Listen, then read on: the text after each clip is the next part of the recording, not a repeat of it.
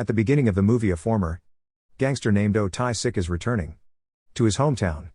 He has recently been released from prison and has promised to discontinue his old lifestyle. He is still feared and respected in his hometown that he once used to rule. On his way, we see him reading notes written in a tiny notebook. He writes all the little things he wants to do in life in said notebook. On reaching his hometown, he goes to his adoptive mother's restaurant. She is known as the Sunflower Lady in the town. Her daughter Hyuju asked Tai-sik to come back later because her mother is not home. Tai-sik innocently claims that he has nowhere else to go, so she suggests he go to asana. Tai-sik takes the advice and goes to a nearby sauna where he is fascinated by the automatic lock. He plays with it for a long time, annoying a man who is trying to relax. The man rudely asks him to keep it down, making Tai-sik apologize. However, he is intimidated and surprised when Tai-sik takes his shirt off and reveals his full body tattoo. In another part of the town, two policemen watch a thug beat a lady in the middle of the streets, but they are too scared to do anything because he is gangster Chung-myo's henchman. They ignore the crime happening right in front of them and drive away.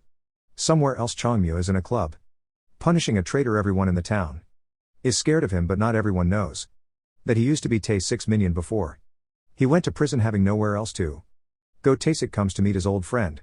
Jung-myo is surprised, but he welcomes him to the bar, still respecting him as he did years ago. Tai-sik, however, greets him and leaves, instantly not wanting to be involved in the crimes happening there. Following that, he goes to meet Chang-myo's rival and another gangster of the town. Yankee also welcomes him and pretends to be happy to see him. However, as soon as Tai-sik leaves, he asks his right-hand man to keep an eye on him. Next, Tai-sik goes to the Sunflower Lady's restaurant and meets her. She is overjoyed to have her son back, but Hyuju is confused because she had never met him during dinner. Tai-sik's mother feeds him with her hands, making Hyuju jealous. Later, Hyuju brings him to the terrace and asks him to follow all her orders if he wants to live in the house. Tai-sik quietly agrees to everything she says. In the following scene, we are introduced to a politician, Cho Ponsu. He is a corrupt man who wants to build a shopping mall in an area where several locals live. In front of the public, he pretends to be nice and caring, but as soon as he is out of sight, he insults them for believing him. In the meantime, Tai-sik visits a doctor's clinic. He wants to get rid of all his body tattoos because they remind him of his past. However, the doctor claims that the removal will cost a lot of money and it will leave a scar on his body.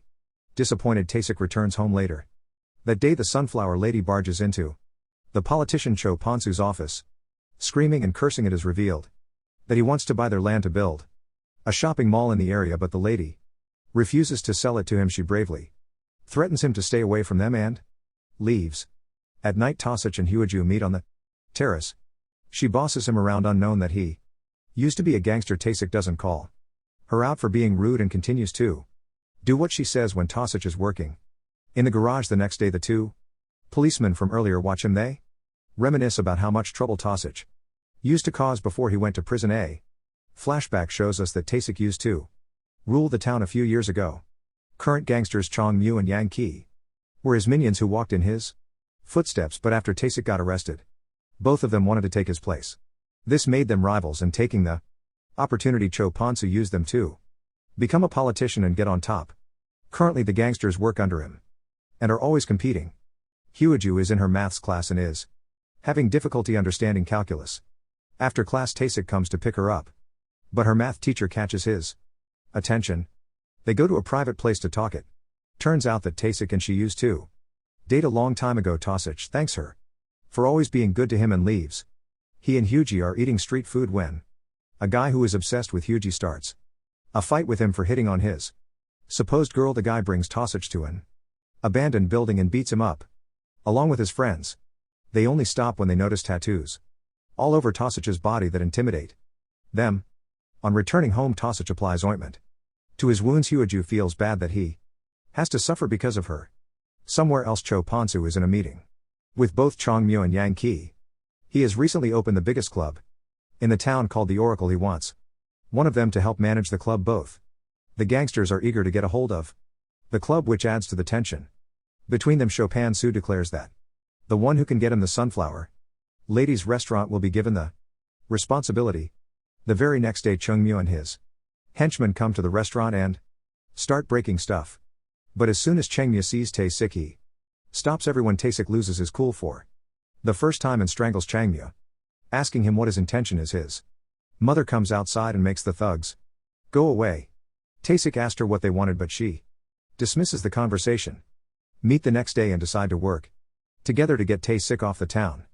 Tae-sik, on the other hand, is enjoying his crime-free life to the fullest. He helps Hyeju with high school maths and says that he also wants to go to college next year. Hyeju figures out that Tae-sik is an excellent student when he easily solves the most difficult math problems at night. Tae-sik returns home with a gift for his mother that he has bought using his first paycheck. They share an emotional hug afterward. Tae-sik also gives Hyeju a camera that she had always wanted. At first she claims she doesn't want it, so Tae-sik keeps the camera with himself. But later at night she hands him a cup of tea and looks at him hopefully. Tae-sik hands her the gift and she walks away happily. Following that, he crosses the buy gifts note that he had written in his notebook. The next day the family goes on a picnic. By the side of a lake they eat, sing and have fun together. At night Tae-sik is surprised that his old enemy Byunjin has come to meet him. He calmly advises Tae-sik to move somewhere else with his family because Cho Han-soo can do anything to get the land. As they talk, Yankee spies watch them and inform their boss about the interaction. Young Ki quickly calls Changmya to his place and tells him about his finding. They believe that Cho Pun-soo has sent Byunjin to make Tae-sik hand them the restaurant. If Pyongjin is successful in his mission, then the oracle might be given to him instead, so the two plan to move Tae-sik and his family out of the restaurant as soon as possible. Then we see Tae-sik and Wei-jin at the hospital getting Tae-sik's tattoo removed. He has finally gathered enough money for the procedure. On their way home the two eat food from street vendors. They decide to go to the same college next year. Tae-sik is at work when Chungmyo and his men go to the restaurant and start to break stuff. This time they manhandle Tae-sik's mother and throw her to the ground. Wei-jin hits him on the head but is pushed to the ground as well. She runs to get Tae-sik from the garage. But when he returns, the thugs have already left. An angry Tae-sik goes to meet the politician in his office and threatens him to stay away from his family. Cho Pon-soo tries to turn him into a business partner but fails when Tae-sik bluntly refuses the offer. Young Ki thinks of a different plan to make Tae-sik go back to prison. He sends some men to beat him up, hoping that he will retaliate and get caught by the police. He even bribes two policemen to arrest him. As Tae-sik is working in the garage, the thugs arrive and start an argument. They hit him brutally but Tae-sik doesn't react at all. The plan fails and the men drive away. In the evening Tae-sik is at home telling his mother about the events of the day when Hyeju's stalker arrives at the house and makes fun of Tae-sik for getting beat up by random strangers. He also brings up the death of someone named Dopal. The topic is clearly sensitive for both mother and son. It turns out that Dopal was the Sunflower lady's biological son who was killed by Tae-sik. Hyeju hears the conversation and is surprised by the revelation. At night her mother tells her that she visited Tae-sik in prison after her son died. He cried and seemed regretful of his action. The more she met him, the more she realized that Tae-sik was in need of motherly love, so she adopted him. Hyeju then meets Tae-sik on the rooftop and tells him that she forgives him because her brother used to beat their mother for money.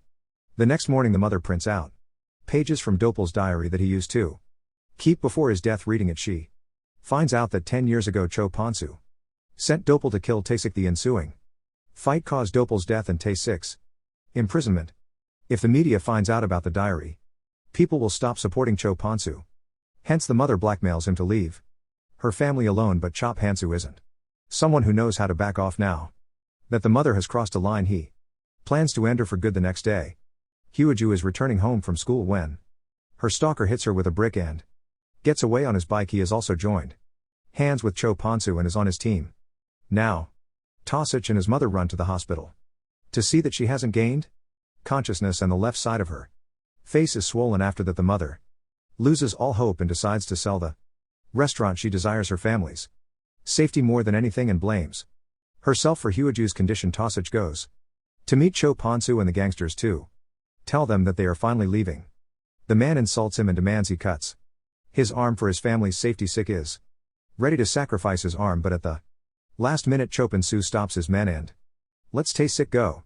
He returns to Hyeju in the hospital Unknown that Yankee and Chongmyu are on their way to his house to kill his mother. Sho Pansu doesn't want her to spread the news about his past, so he wants her gone. The gangsters strangle her to death and make it look like a suicide. When Tae-sik returns home, he is beyond devastated at the sight.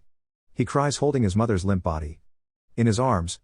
Hyuju is still in the hospital, so he has to handle the funeral alone. In the next few days, their restaurant is also destroyed and the land is taken, but because of an earring found on the floor of his mother's room, Tae-sik figures out that the gangsters were the ones who killed her. Meanwhile, Cho Ponsu and the others are in the opening of Club Oracle. A furious Tae-sik crashes the party and asks who threw a rock at Hyuju. The stalker comes forward himself. Tae-sik Venice Byung-jin to get out of the place because he is the only one worthy of life in this room. Byung-jin thanks him for sparing his life and walks outside. Following that, Tae-sik starts to kill everyone who comes in his way. He lights the place on fire and takes on 50 of Cho Ponsu's men alone. He kills most of them, but gets severely injured in the process. Yet he strangles Chungmyu and Young Ki to death as they had done to his mother at last. He kills and takes his revenge. Moments later, he also passes away because of the injuries. Some years later, Hyuju is in college and is doing better than ever. In Tae-sik's remembrance, she writes her goals in life in his notebook.